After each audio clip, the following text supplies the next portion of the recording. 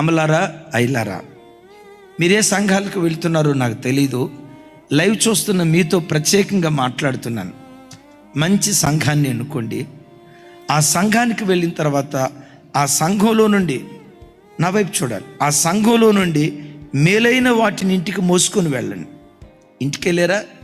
మీరు భోజన పంక్తిలో కూర్చున్నప్పుడు, పిల్లలు మీ ఇంట ఉన్నప్పుడు, పిల్లలు మీ మధ్యలో తిరుగుతున్నప్పుడు, ఆ ఆదివారం సంఘంలో దైవజనుని బలపరిచి ఏ వాక్యం ద్వారా దేవుడు మీతో మాట్లాడాడు, ఏ వాక్యం మీ హృదయాన్ని తాకిందో, ఏ వాక్యం మీ హృదయాన్ని కదిలించిందో, ఏ వాక్యం మీకు బుద్ధి చెప్పిందో, ఏ వాక్యం మీ హృదయాన్ని కదిలించిందో, వినిన వాక్యాన్ని గూర్చి పిల్లలతో తర్కించండి, పిల్లలతో డిస్కస్ చేయండి.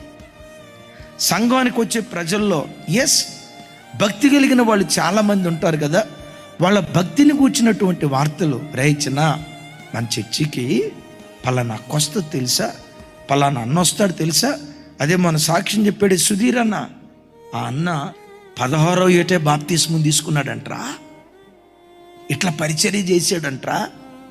అట్లా నమ్మకంగా పరిచర్య చేయటాన్ని బట్టి ఈరోజు అన్నని దేవుడు ఎంత ఆశీర్వదించాడో తెలుసా, మన సాక్ష్యం చెప్పాడే.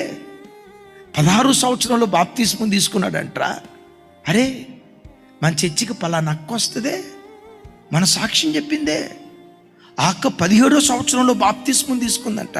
నాన్న నువ్వు కూడా అట్లా ఎందుకు బ్రతకూడదు, అమ్మా నువ్వు కూడా అట్లెందుకు జీవించకూడదు? ఇలాంటి సువాసనను వెదజల్లే వార్తలు మన పిల్లలకు పదే పదే వినిపించాలి.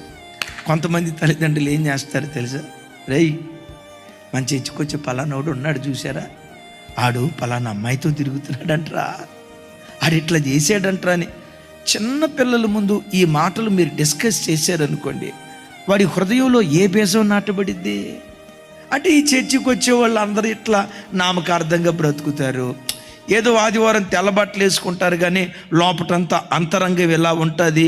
సంఘం అన్నా దేవుని వాక్యం అన్నా ఆ చిన్న పసి హృదయాల్లో ఒక చేదైన విత్తనాలు విత్తినోళ్ళం అయిపోతాం కదా. ఎప్పుడు దేవుని బిడ్డలు సువాసనను వెదజల్లే సువార్తను మోసుకొని వెళ్ళాలి, కానీ దుర్వార్తలు మనం మోసుకొని వెళ్ళకూడదు.